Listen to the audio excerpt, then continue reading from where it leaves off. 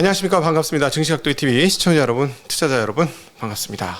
금리가 올라가니까 세상이 변하고 있습니다. 이렇게 세상이 변할 때 어떻게 변하고 있는지 알아야 되겠죠.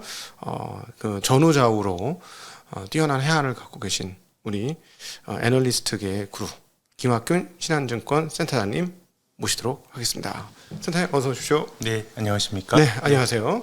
저희가 이제 2달 전에 뵙고 사실은 뭐 한 달, 2달 사이에 무슨 일이 있겠냐 했는데 갑자기 급속도로 신용시장이 냉각이 되면서 지방정부 발이었죠.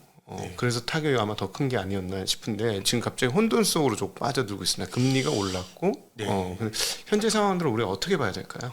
일단은 금리가 오른 게 문제고요. 네. 우리가 2달 전에 뵀으면 그때는 인플레이션이 정점을 통과할 수도 있을 거란 기대가 있었습니다. 그렇죠. 미국의 물가가 6월에 피크를 치고 7월에 조금 둔화가 됐죠. 우리가 그걸 이제 8월에 확인을 했으니까요.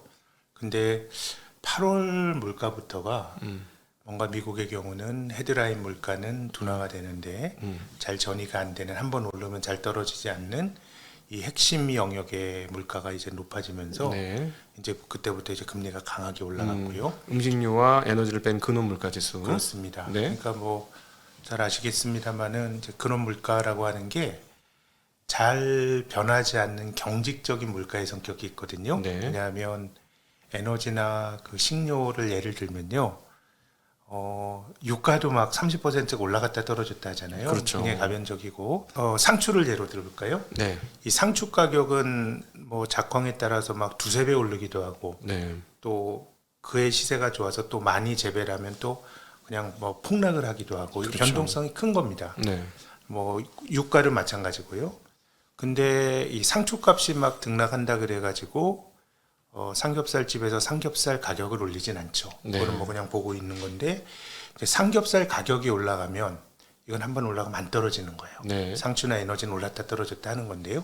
지금 말씀드린 이 근원 물가라고 하는 영역이 뭔가 좀 잘 안 변하는, 그리고 네. 한번 변하면 경직성을 갖는 물가인데요.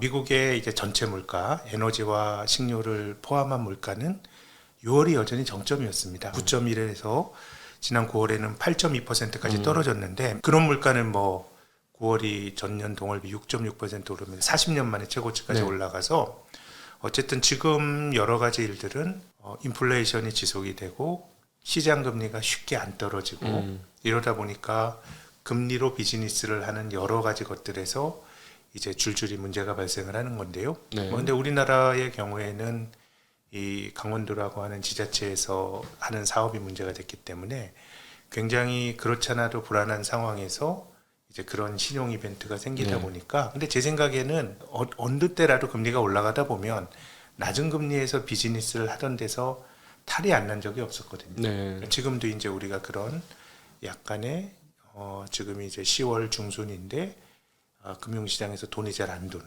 네. 그래서 금융기관들도 자금을 조달하려 그러면 굉장히 높은 금리를 두고 조달해야 되는 이런 상황들이 이제 벌어지고 있는데, 앞서 말씀드린 것처럼 그 신용위기라고 하는 거는 어떻게 보면 인류의 역사와 함께 굉장히 오랫동안에 벌어졌는데, 과거에는 신용위기가 발생하게 되면 주로 은행에서 발생을 했고요. 네. 또 은행에서 발생하는 위기가 보다 본질적이고 파급력이 큽니다.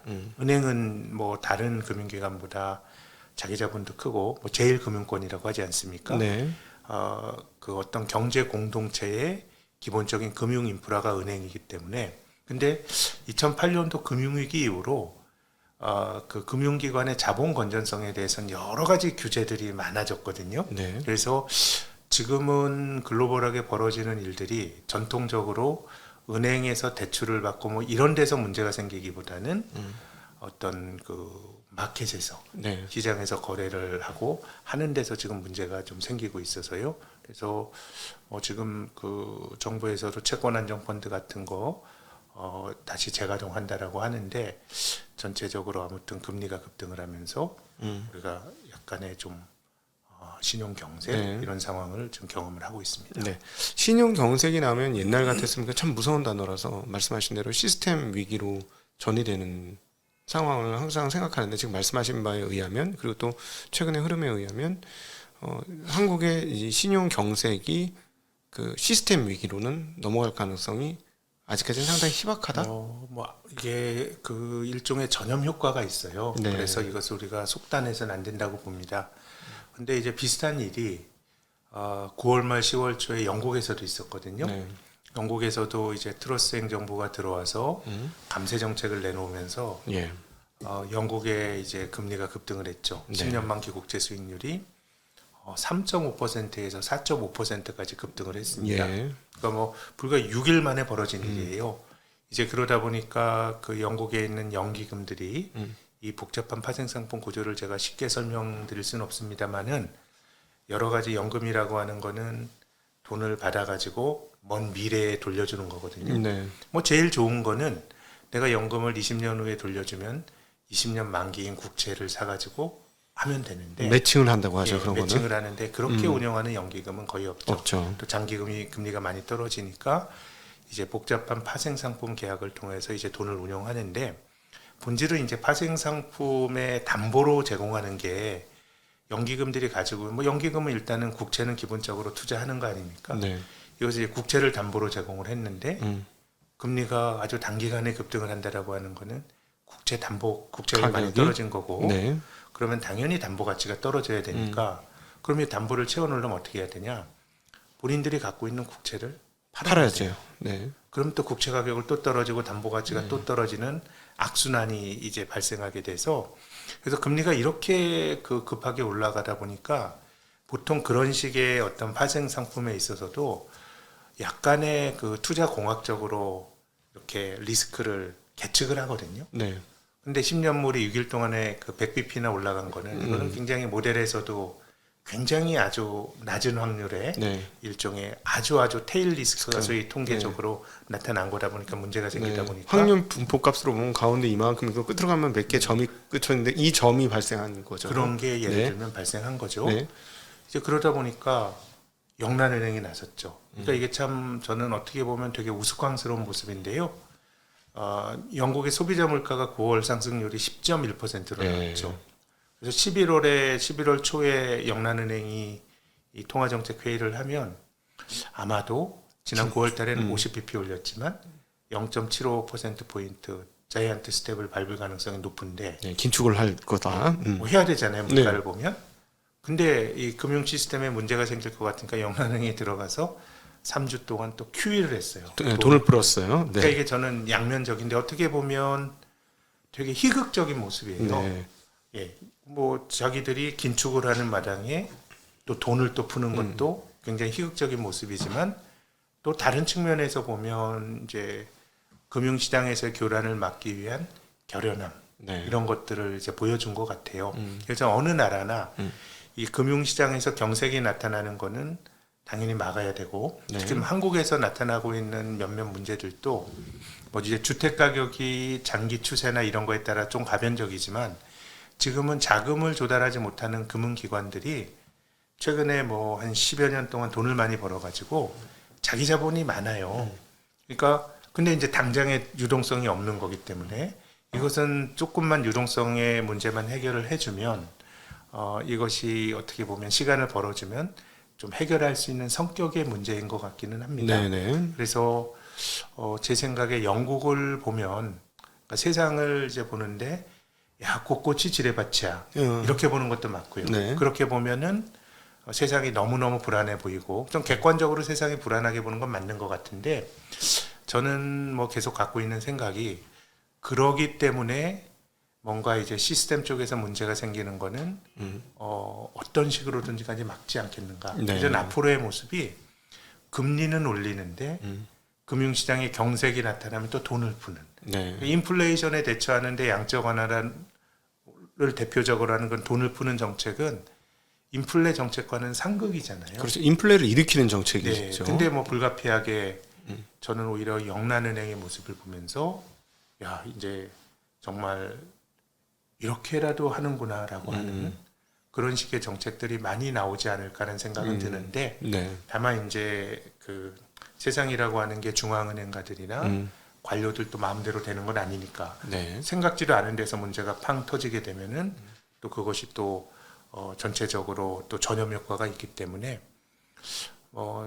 제 생각은 좀 그렇습니다. 위태위태하지만 굉장히 좀 그 중앙은행을 비롯한 어떤 관료들의 대응도 영란은행을 보면 일단 내가 긴축을 하더라도 이거는 맞겠다라고 하는 지향은 좀 분명한 거 아닌가 그런 좀 양가적인 생각이 네. 듭니다.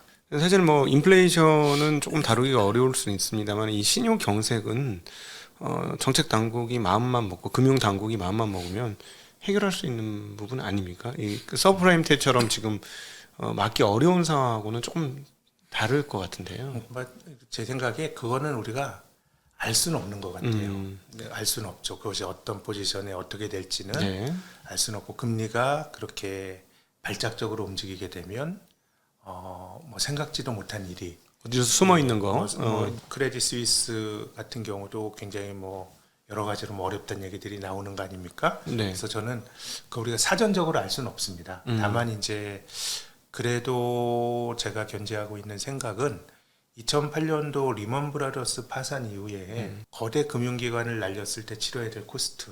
우리가 리먼 브라더스가 잘못했죠. 그럼 네. 파산하는 게 맞죠. 이게 자본주의 논리에 맞아요. 네. 사고를 치고 내가 잘못한 경제 조치는 대가를 치르는 게 맞는데 근데 그런 잣대로 보면 왜 메릴 린치는 왜 안 날렸어요? 네. 그리고 AIG가 파산했을 때 리스크가 훨씬 더 큰 것도 맞지만 AIG를 살려줬어요. 네. 그렇기 때문에 저는 리먼 파산 이후로 좀 이제 확립이 된 질서는 거대 금융기관에 혹은 이제 유의미한 그것이 네. 시스템적으로 중요한 뭐 이런 얘기를 하는데 그런 금융기관의 파산이 가져올 무질서에 대해서는 차라리 뭐 따지고 보면 리먼을 그 지원해줘서 살리는 게 더 낫겠죠. 네. 뭐 시간을 그렇게 줬으면은 살아나면서 갚게 만드는 그 뭐 저금리가 이런 거죠. 지속이 되면서 우리가 지난 10여 년은 어떻게 보면 좀 비효율적이고 망해야 될 기업들 다 연명을 하거든요. 네. 그래서 저는 기본적으로는 시스템 리스크가 억제가 될 거다라는 게 이제 제가 갖고 있는 생각이고요. 네. 다만 이제 그것은 누구도 보증할 수는 없는 거죠. 이제 금리가 올라가다 보면 생각지도 않은 불꽃이 탁 튈 수가 있기 때문에 네. 일단 금리 인상이 어느 정도에서 멈춰지느냐 이런 것들이 굉장히 중요하다고 봅니다. 네. 그러니까 최근 중앙은행가들의 발언들을 이렇게 살펴보면 인플레이션이 안 잡히기 때문에 상당히 고언으로 금리를 올려야 되겠다라는 말을 합니다. 그런데 가장 최근 중앙은행가들의 말을 보면 블러드 총재 같은 경우도 4.5에서 4.75 정도는 가야 된다. 그래야 금리가 잡힐 수 있다라고 얘기하는데 약간 겁을 주긴 하지만 여기서 얼만큼 금리를 더 올릴 거에 대해서는 조금 숨고르기를 하고 있는 것 같습니다.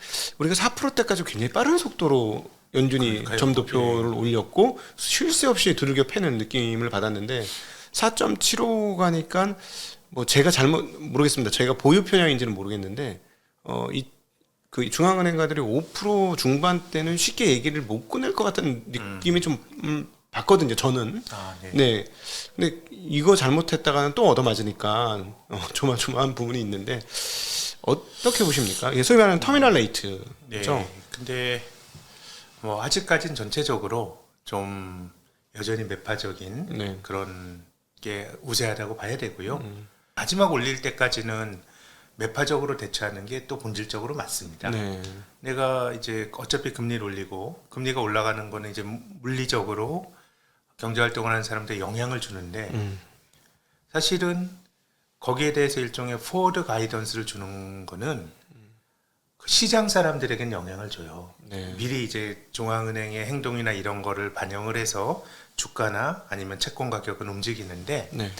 근데 지금은 이 자산 시장에 대해서는 아주 우선적인 관심사는 아닌 것 같아요. 아, 연준이. 예. 네. 그러니까 그러면은 자산 시장 뭐 주식 시장이라든가 채권 시장이 지켜지는 거, 네. 가격을 버티는 거 이건 별로 관심사가 특히 아니다. 네, 주가는 네. 그렇죠. 뭐 네. 그런 얘기들도 뭐 이제 주식은 우리의 고려 요인이 아니다라는 얘기들은 이제 많이 했는데 네.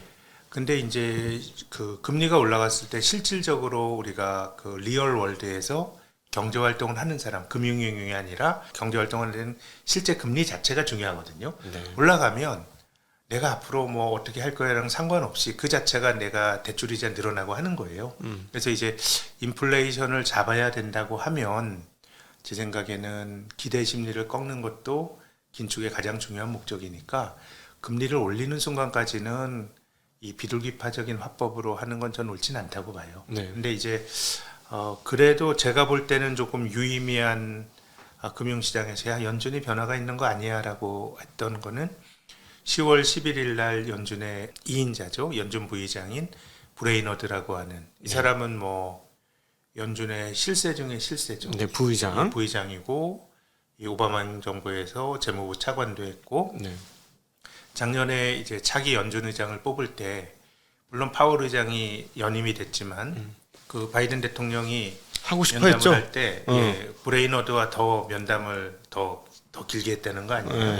실세 중에 실세. 그 보통의 실세가 아니고 연준 안에 여러 가지 금융안정 소위원회 이런 것들이 8개 위원회가 있는데요. 예. 4개의 위원장이에요. 네. 그런데 이제 브레이너드가 10월 11일 날 이럴 얘기를 했어요. 이것을 약간의 이제 뭐 두 가지 해석이 있어요. 근데 뭐 제 해석은 브레이너드는 정책에 시차가 있다. 근데 인플레이션을 우리가 잡기 위해서 금리 이제 올리게 되면 그 영향이 나타나는 건 굉장히 후행적이니까 예를 들면 지금 금리를 마음껏 올려놓으면 한 시차를 두고 나중에 경제에 큰 탈이 날 수 있다라는 주장을 했기 때문에 네. 뭐 지금 이제 연준 내에서 브레이너드와 같은 사람의 주장이 당연히 다수 의견은 아니지만 이제 뭐 그런 이야기들 그리고 또 어떻게 보면 뭐 그런 말과는 상관없이 영란은행이 보여준 야, 이건 내가 막아야 된다라는 건데 네.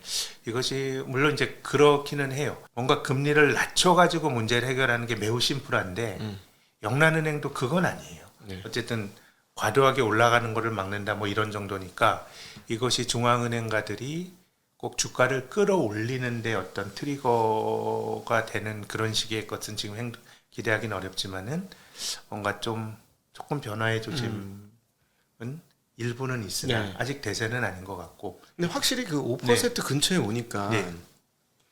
너무 고원지대라 사실은 금리를 내려주지 않고 피봇이라는 걸 하지 않고 유지만 해도 그러니까요. 굉장히 부담스러운 그게 수준 아마 아닙니까? 저도 앞으로의 세상이 지금 금리가 더 올라가지 않더라도 네. 이 지금 정도로만 해도 상당히 어떻게 보면 좀 높은 수준이에요. 물론 네. 그러기 위해서는 이제 물가가 좀 떨어져야 되겠죠. 왜냐하면은 지금 저는 뭐 코어 CPI 기준으로 보면 지금 6.6%니까 기준금리가 5%라고 하더라도 이건 상당히 마이너스 금리예요. 그러니까 금리가 떨어져야 되는데 그래서 제 생각에는 뭐 코어 CPI나 이런 쪽으로 인플레이션이 전이가 되고는 있지만 금리를 또 이렇게 세게 올린 적도 없거든요. 이렇게 빠르게? 네. 네. 진짜 없어요. 80년대 초에 20%까지 그 기준금리를 올린 적도 있지만 지금은 3월에 지금 제로에서 네. 이제 11월에 금리를 올리게 되면 이게 8개월 만에 3.75%포인트를 올린 거는 이거는 없어요. 네. 그렇게 된다면 이제 경기가 둔화가 될 거고 그러니까 제 생각엔 1차적으로 중앙은행가들도 약간은 명분이 필요한 것 같아요. 네. 지금까지 금리를 올리기 위해서 별 행동을 다 했는데 아주 파격적인 금리 인상을 했는데 물가 상승 자체가 안 잡히게 되면 자기들도 어떻게 보면 그 퇴군의 명분이 없는데 뭐 이러다 보면 잘못하면 사고가 날 수도 있는 거죠. 그래서 제 생각에는 코어 영역에서 물가 상승률이 만약에 둔화가 된다 그러면 그 다음에는 이제 고민이 야, 이 금리를 내가 2%까지 내려야 되냐 아니면 어느 정도 높은 금리를 용인하고 살아야 되냐인데 제 생각에는 이걸 2%까지 그 누르려 그러면 이거는 우리가 치러야 될 코스트가 너무 크고 그렇죠. 또 한편으로 지금처럼 사람들이 인플레 기대 심리가 막 높아져서 물가가 올라가는 거는 이건 뭘로 봐도 경제 해악이 커요. 네. 근데 그럼 인플레가 나쁜 거냐? 특히 지금처럼 전 세계적으로 부채가 많은 상황에서는 적당한 인플레를 용인함으로써 부채를 희석시킬 수 있거든요. 녹이는 거죠, 부채를. 1950년대, 60년대가 그랬어요. 70년대는 의도적인 행동이라고 말하기 어렵고 굉장히 그냥 유가가 급등을 하면서 물가가 10% 넘어가는 뭐 이거는 굉장히 안 좋은 거고 50년대, 60년대는 미국 주식도 굉장히 좋았는데 이 물가 상승률이 평균 뭐 3.5, 4 정도 가는 그런 물가였고 금리도 지금보다 높았어요. 그런 거라 그러면 일단은 코어 CPI 같은 것들이 좀 둔화가 되게 되면 그 시점에서는 중앙은행가들의 행동도 좀 바뀌지 않을까 싶고 이후에 예상이 되는 모습은 좀 어느 정도의 인플레를 용인을 하면서 가는 건데, 근데 이제 물가를 확 잡을 확률은 매우 낮고 잡기 위해선 코스트가 또 너무 크고, 아니면 뭐 경기가 정말 생각지도 않게 망가져 버리면 인플레 문제는 해결이 되겠죠. 근데 네. 우리가 그런 거를 상상하지 않는다 그러면 상당히 높은 수준의 물가와 뭐 2% 물가를 맞추기보다는 뭐 3.5, 4%의 물가를 용인하고 금리도 예전과 같은 제로 금리는 아니더라도 상당히 높게 유지되는 모습이 앞으로 뭐 세상이 그렇게 가지 않을까라는 생각은 듭니다. 네. 그럼에도 불구하고 연준이 네. 5%의 금리 수준 5%를 유지 않으면 무위험 수익률이 5%나 되는 거잖아요. 네. 그러면은 위험 자산 수익률은 8에서 10%는 넘어가야 된다는 계산이 나오는데. 그럼 좀 어렵죠. 예, 그러면 예. 어떤 에셋도 우리가 뭐 인플레이션을 해지하기 위해서 주식을 해야 된다 이런 얘기를 하는데, 네. 주식이라고 하는 거는 변동성이 큰 자산이에요. 네. 그래서 어떻게 보면 시장이 좋을 땐 버블이 생기고 나쁠 땐 또 역버블이 생기면서 주식은 뭐 큰 사이클과 상관없이 과하게 떨어졌을 때 사면은 전 기회가 있는 에셋인 건 맞는데, 일반적으로 주식도 그 물가를 방어하기 저는 어떤 에셋도 힘들 거라고 봐요. 네, 그러니까 금리가 실제로 무위험 자산 금리가 4.5가 넘어가서 한 5% 내외 되고, 그러면 다른 어떤 자산들도 한번 예를 들어 보면요. 20세기는 굉장히 주식이라고 하는 에셋에서 보면 위대한 주식의 시대였어요. 그 주가 지수의 시계열이 제일 긴 다우 지수 기준으로 보면 19세기 말 1899년도 말에 다우 지수가 65포인트였습니다. 네, 근데 이게 1999년 말 20세기 끝자락에 11,600까지 올라왔어요. 네, 그럼 100년 동안에 이 상승률이 1640%가 올랐거든요. 네, 근데 그러면 연율화로 어느 정도 올라가면 그런 식의 그 상승이 나타나냐면 연율화로 5.3%예요. 네, 그러니까 한 5.3씩 그렇게 복리로 누적이 되면 위대한 주식의 시대가 그 20세기쯤 열리는 거거든요. 네. 근데 이 무위험 자산의 수익률이 5%다라 그러면 그거는 주식이 디펜스하기가 되게 힘들죠. 네. 근데 뭐 저는 뭐 다른 자산들도 마찬가지라고 봐요. 근데 그 최근에 이제 닐 카스칼이라든가 이런 분들, 그리고 블러드 총재도 그 얘기를 했는데, 우리가 금리를 아주 빠르게 올렸는데 금융시장의 동향은 뭐 적절하다는 네네. 톤으로 다 얘기를 했어요. 그러니까 아까 말씀하셨듯이 금리를 올리는 데 있어서 주가는 고려 요인이 아니다는 거는 명백한 것 같고, 어떤 느낌이 드냐면 연준이 이 뭐랄까 인플레이션과 기대 인플레이션을 막기 위해서 자산 가격 앙등에 대해서 상승에 대해서 별로 원하고 있지 않다. 과거와는 확실히 다르게 예전엔 상당히 시장 친화적이라는 느낌을 굉장히 많이 받았는데 연준 인사들 몇 명 빼고는. 근데 이번에는 인플레이션 나오고부터 단일 대오로 주가 상승을 원하지 않는 것처럼, 마치 숏쟁이들처럼 숏을 들고 있는 사람들처럼 그렇게 느껴지거든요. 근데 저는 뭐 그럴 수도 있다라고 생각하는데, 이제 그 말의 맥락에 대해서 제 나름의 해석을 해보면, 네. 이제 인플레이션이라고 하는 거는 뭐 공급 쪽에서 생기는 인플레이션은 긴축을 통해서 잡기가 어려운데, 지금 미국은 ISM 제조업 지수 같은 거는 굉장히 급하게 꺾여 내려오죠. 네. 50에 탁턱거리 있고, 신규 주문 같은 것들은 경기 둔화, 기업의 경기는 둔화를 프라이싱해요. 네. 근데 미시간대 소비자 신뢰 지수 같은 거는 다시 또 튀어 올라요. 예. 그러면 이제 기업은 달러가 강해지고 하면서 미국의 기업들도 수출이나 이런 데에 뭐 영향을 받는다고 봐야 될 것 같고요. 근데 가게는 지금 생각보다 소비나 이런 것들이 비교적 이렇게 금리를 올렸는데도 잘 버티거든요. 그쵸. 그럼 그게 뭐냐라고 생각하면 저는 장기간 누적된 자산 효과가 분명히 있다고 생각합니다. 그러니까 주식시장에서 그동안 돈 많이 벌었다. 왜냐하면 이 장기적으로 보면 그 나라를 대표하는 주가 지수의 성과는 명목 GDP 성장률에 수렴하는 경향이 있습니다.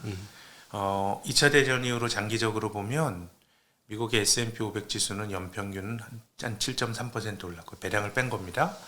명목 GDP 성장률은 연평균 한 6.9 정도 됐어요. 그러니까 뭐 정확히 일치하진 않지만 비슷하게 왔는데 2009년 이후로 2009년부터 2021년까지는 미국의 연평균 GDP 성장률은 4%, S&P 500의 그 상승률은 연평균 13%. 이 괴리가 가장 벌어졌거든요. 예. 그래서 자산을 통해서 이제 돈을 버는데, 그러니까 이제 그런 쪽이 인플레이션을 억제하기 위한 긴축 정책의 본질은 뭔가 이제 수요를 억누르는 건데, 네. 제 생각에는 누적이 된 가계 그 금융자산의 축적이 수요를 결정하는 가장 본질적인 이런 요인들로 저는 작동을 하고 있는 거 아닌가 이런 생각이 들거든요. 그렇기 때문에 어느 정도는 뭐 그 자산 주식 시장이 뭐 제 생각엔 뭐 모든 것들이 계획대로 된다기보다 다 상황의 산물이니까 네. 미국 주식도 여기서 더 밀리게 되면 또 이제 태도가 바뀔 수도 있겠지만 주식 시장을 그 우선적인 고려 요인이 아닌 건 맞는 것 같고 또 두 번째는 불평등이라고 하는 것도 좀 있는 것 같아요. 왜냐하면 이 주식이라고 하는 거는 기본적으로 있는 사람이 하는 거거든요. 네. 뭐 이제 우리나라 예를 들면은 우리 그 2020년 코로나 팬데믹 이후에 동학 개미 투자 붐이 일기 전에 네. 한국의 주식 투자 인구가 613만 명이었어요. 네.